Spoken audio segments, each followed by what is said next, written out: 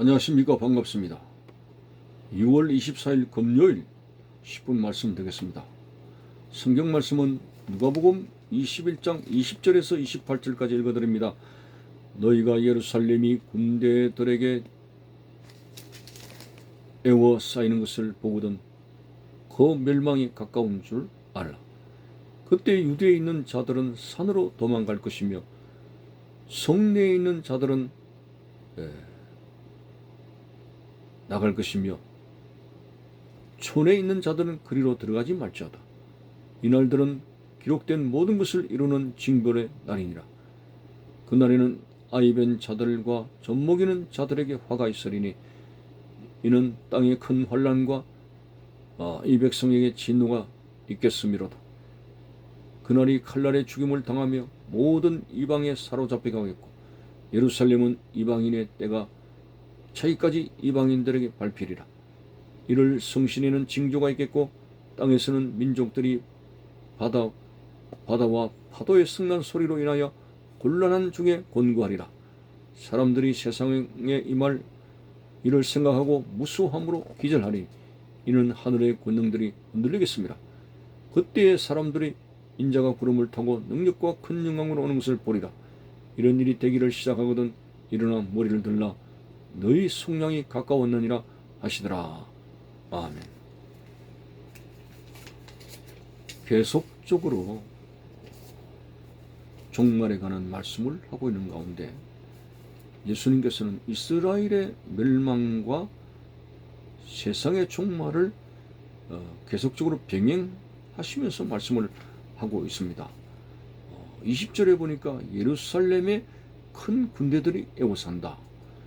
이것은 로마의 병력들이 예루살렘을 포위하게 되며 이스라엘 민족의 멸망에 관한 내용입니다만은 그러나 오늘 전반적으로 보니까 세상의 종말까지 같이 말씀을 하고 있는 것이 27절에 보니까 인자가 구름을 타고 능력과 큰 영광으로 오는 것을 보리라.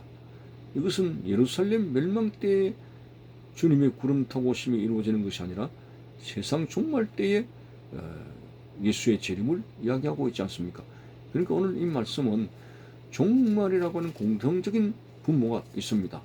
예루살렘의 멸망이든지 세상의 종말이든지 간에 이 종말에 관해서 우리가 어떻게 살아가야 되느냐 하는 이 종말론적인 삶을 우리가 생각해 보게 되는데 지난 주일날에 에녹에 관한 이야기를 계속적으로 했습니다만 에녹이 어떻게 하나님과 더불어 300년 동안 그렇게 긴 세월 동안 철저하게 하나님과 동행하는 삶을 살 수 있었겠느냐, 그것이 궁금했습니다.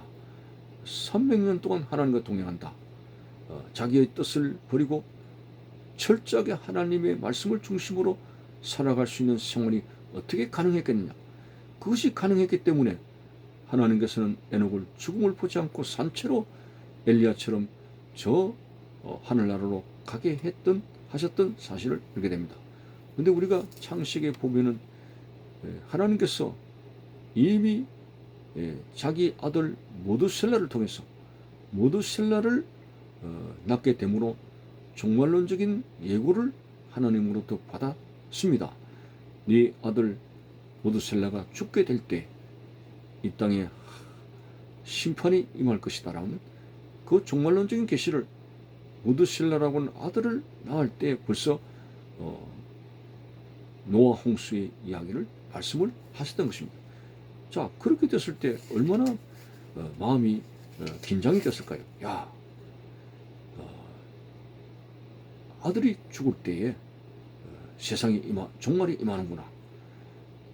지구 물의 심판에 관한 예고의 말씀을 에녹이 받았을 때 그는 바짝 정신을 차리고 종말론적인 삶을 살게 되니까 자기의 뜻보다도 하나님 중심적으로 살아가게 된 것을 봅니다.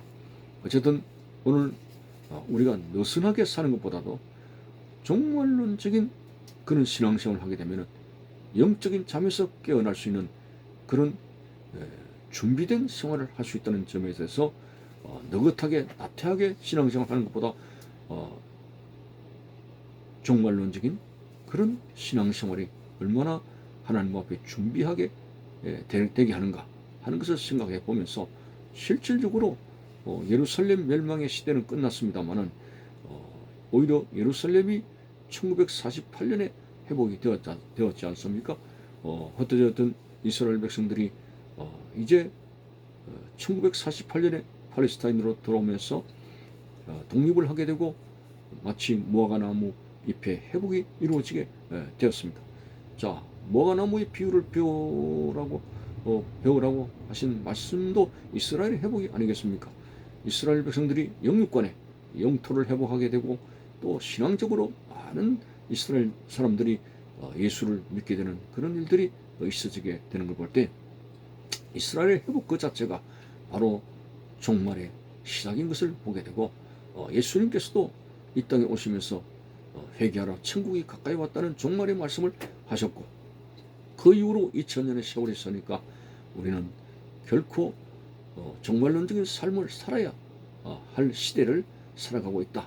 이렇게 보면서 오늘 어느 때 주님이 오시는지는 우리는 알 수가 없지만 오늘 본문의 말씀대로 인자가 구름을 타고 능력과 큰 영광으로 오는 것을 보리라는 말씀대로 오늘 우리가 그리스도의 재림을 대망하게 되면서 종말론적인 신앙을 가지고 살아가야 될 필요성을 가지게 됩니다.